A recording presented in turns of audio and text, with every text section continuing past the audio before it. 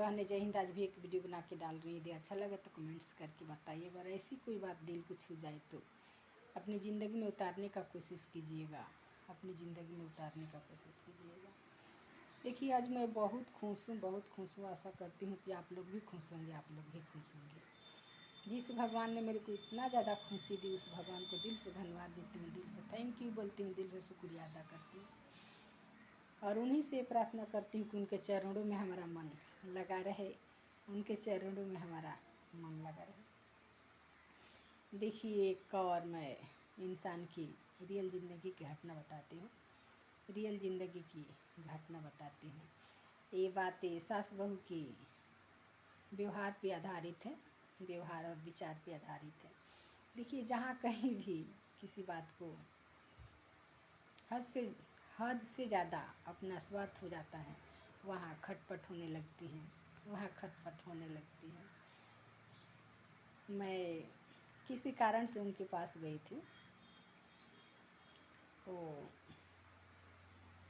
उनके 4 या 5 लड़कियां हैं, 2 लड़के हैं, शादी हो गए हैं। उनके पिताजी भी गुजर गए, अचानक गुजर गए।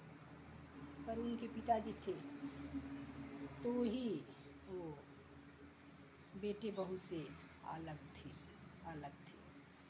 उनके खान पान के विषय में देखी तो बहू के बेटे ने चावल और मैगी खा रहा था, और वो जो सासू माँ थी वो मछली फ्राई कर रही थी। बताइए, वो तो अपने बच्चे को सब कुछ कर ली, सिर्फ उनका जीवन ही है। अब बहू और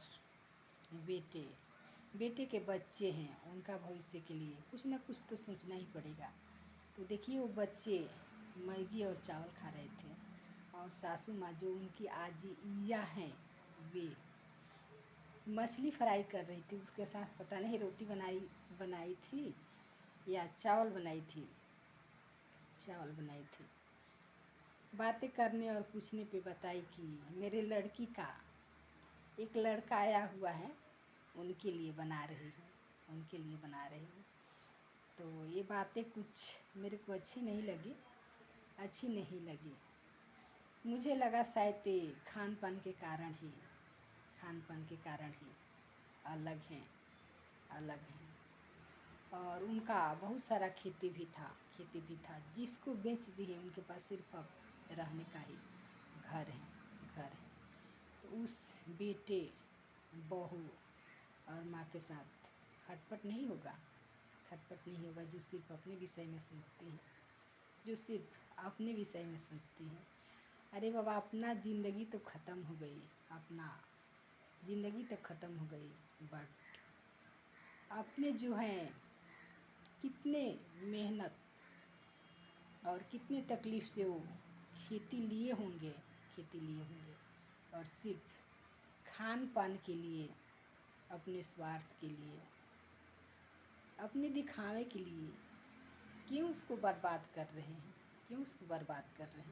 हाँ, वैसी स्थिति परिस्थिति आ जाए तो उसको ख़त्म करना, नाश करना हो सकता है, पर अपने सिर्फ छोटे छोटे स्वार्थ के लिए ऐसा करना उचित नहीं है।